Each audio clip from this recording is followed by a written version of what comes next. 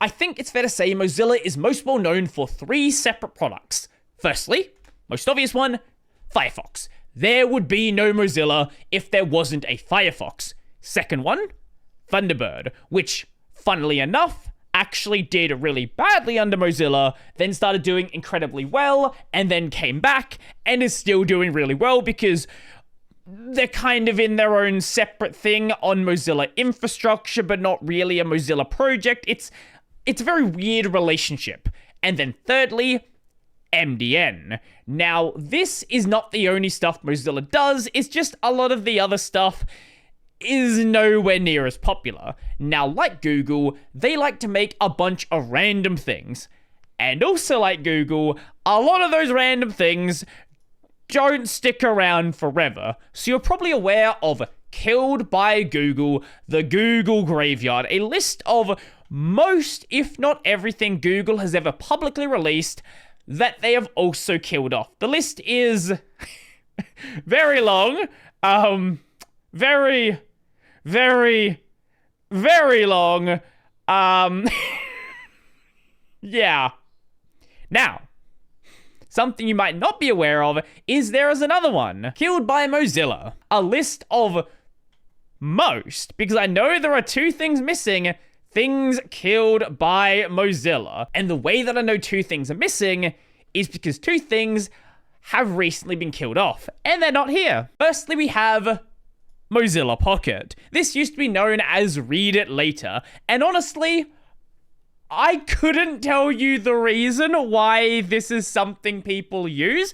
I know by saying this, there's gonna be people in my comment section going, oh my god, Pocket's amazing, I love Pocket. How do you not understand the greatness of Pocket?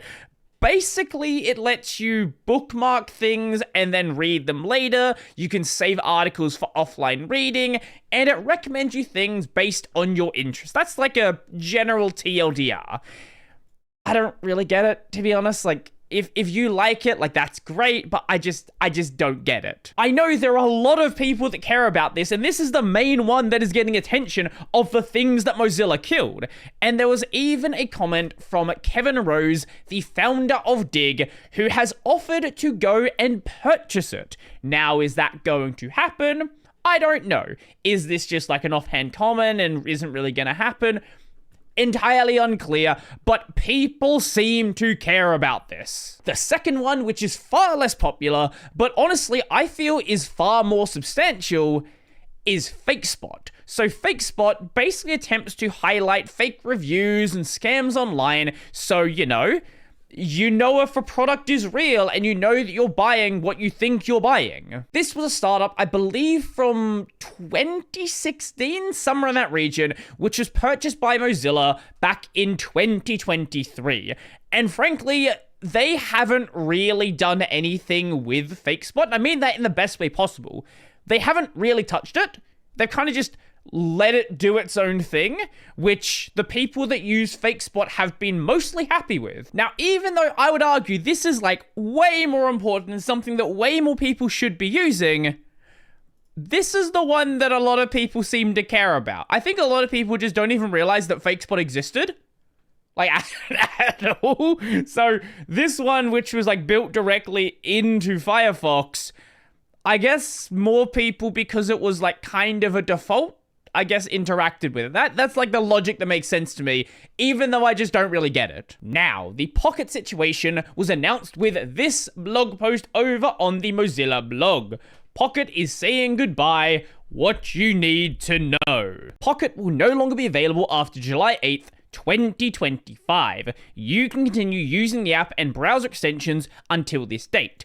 After July 8th, Pocket will move into export-only mode. Users can export saves anytime until October 8th, 2025, after which user data will be permanently deleted. Now, as for the paying users, there will be refunds. So if you're a monthly subscriber, we will begin disabling automatic renewal of monthly subscriptions immediately. you can continue to enjoy the benefits of Pocket Premium until the end of the monthly subscription period. You will not be charged again, so no refund will be necessary. So they're canceling any further payments, but you can continue using it for the duration of your monthly subscription.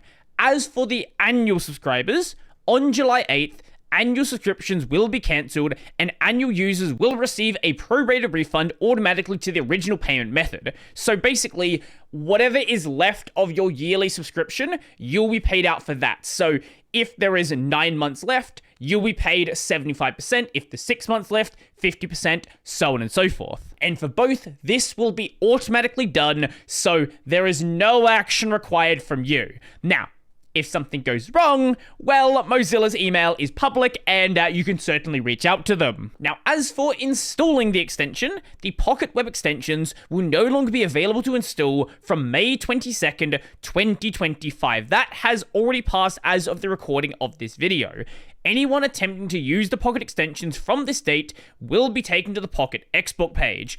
Pocket browser add-ons will remain on users' browsers after Pocket shuts down on July 8th. Users have to manually remove the Pocket add-on from their browsers, so they're not going to try to do some weird auto uninstallation thing. It's just going to sit there basically doing nothing. Now, they also have a newsletter called Pocket Hits. This is still going to exist, but this will be renamed into 10 tabs. While the name is changing, the heart of the newsletter remains the same. Expertly curated, trustworthy content delivered by the same editorial team you know and enjoy, now powered by Firefox. Was it not powered by Firefox before?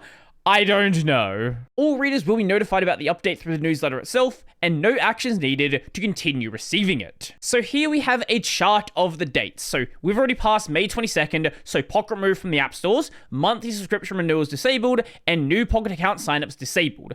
That has already happened. July 8th, we have the shutdown, annual subscriber refunds occur, and export-only mode on Pocket begins. And then on October 8th, final date to export data, and then everything is deleted. Now, as for Fakespot, they didn't even get a full dedicated article. On their website, they have a banner. Important update. Fakespot will shut down on July 1st, 2025. On July 1st, you will no longer be able to use the Fakespot extensions, mobile apps, or website. Thanks for supporting our journey. Now, as tends to happen with big stories, OMG Ubuntu went and covered this, and Joey had something very interesting to say.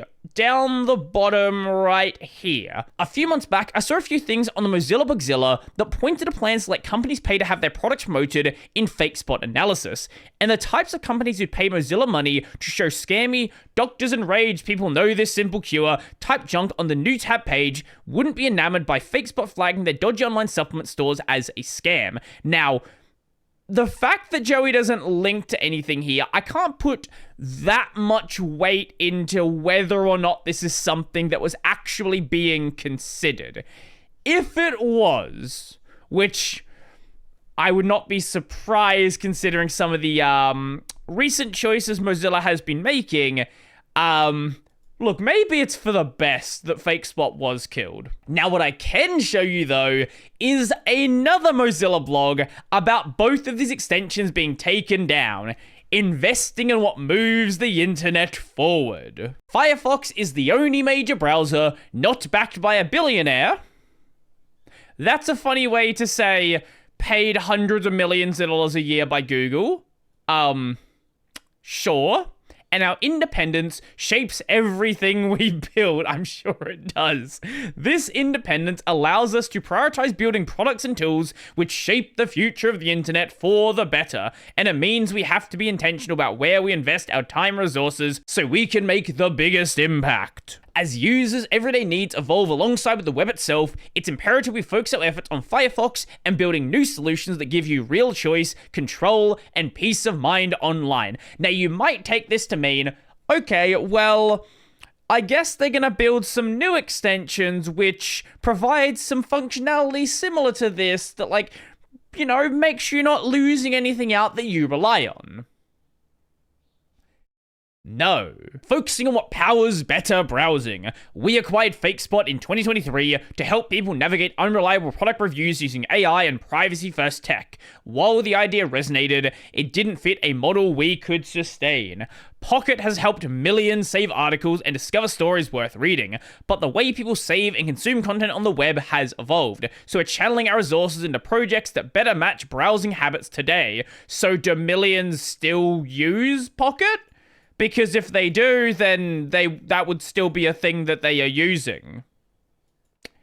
Yes. Discovery also continues to evolve.